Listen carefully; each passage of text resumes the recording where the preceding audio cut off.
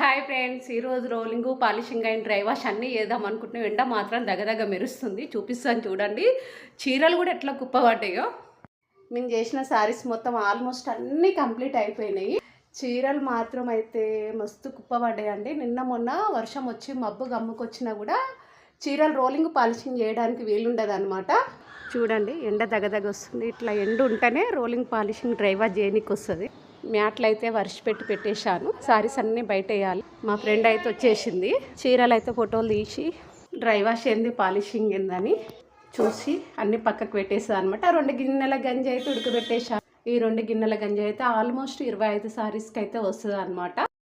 చీరలు మొత్తము రోలింగ్ ఉన్నాయా, పాలిషింగ్ ఉన్నాయా, డ్రై వాష్ ఉన్నాయా అని అన్నీ చెక్ చేసుకొని ఫోటో తీసేసే లోపు నేను గంజి వడగట్టుకొని సింథటిక్ లిక్విడ్ మొత్తం రెడీ చేసి పెట్టుకోవాలి. ఒకవేళ ఈరోజు మధ్యాహ్నం వరకు అయితేనేమో గంజాయి అయితేనేమో